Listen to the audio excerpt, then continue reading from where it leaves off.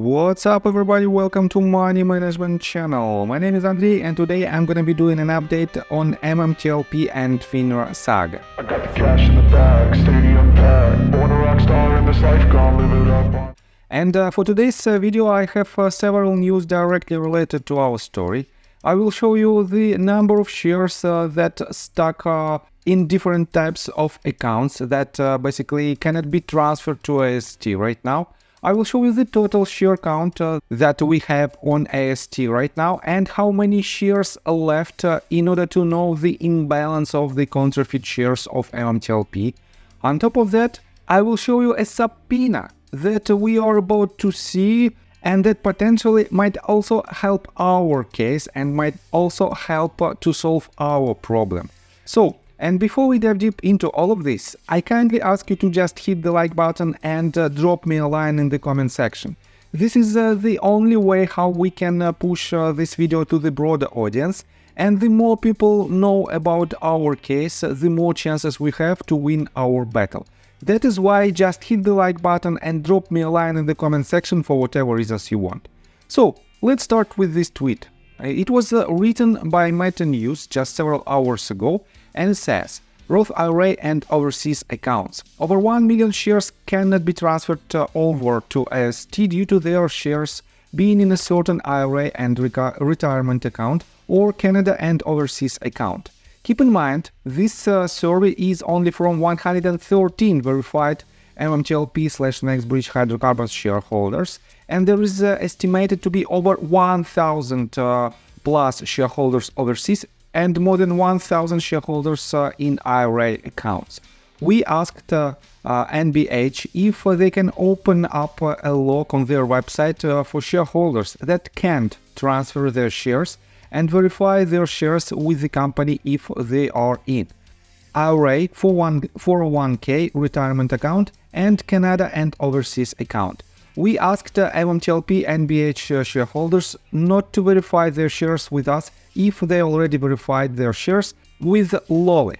And with the Lolly survey, the total share count for shareholders that can transfer is 3,116,646 shares. And here's this number, that the shares that cannot be transferred. And let me show you the total number that we have to transfer in order to fill AST. And it is right here, 64,267,275 shares.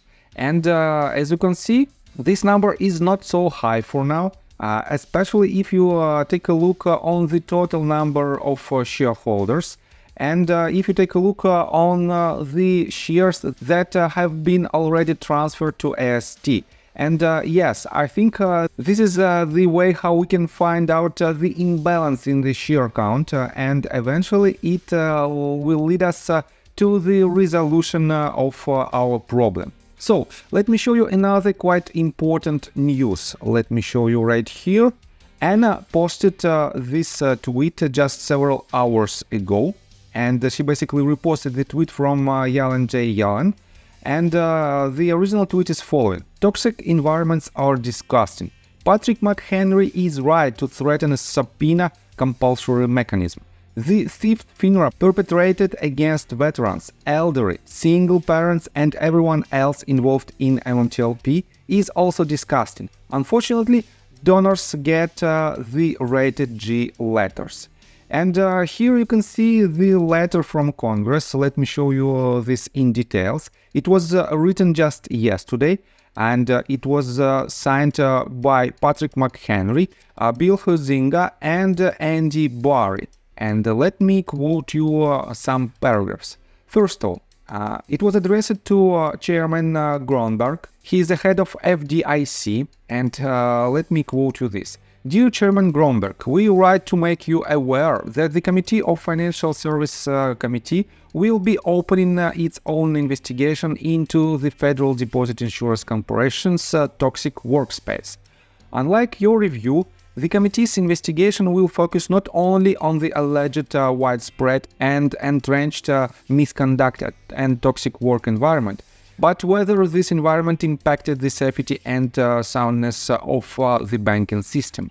Moreover, because the agency's problems stretch back more than a decade and have persisted through changes in leadership, administration, and internal investigations, we are concerned the FDIC under your leadership lacks the ability to address the problems.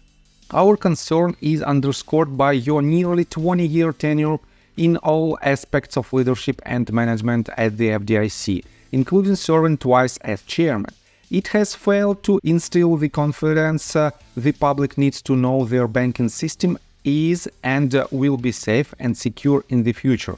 So, don't you think this situation is quite familiar with the SEC situation? Because we have, again, more than 20 years of naked shorting, and during the majority of these years, Gary Gensler served in SEC, and definitely he is the current chairman of this committee. So let me quote you the second paragraph. In my opinion, it is the most important one.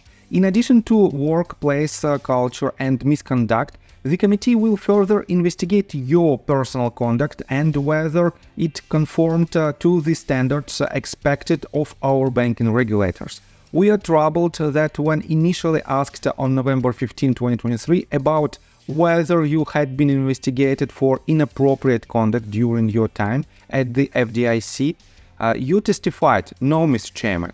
Only after consulting with FDIC's General Counsel did you change your testimony to explain that you had in fact been investigated in 2008.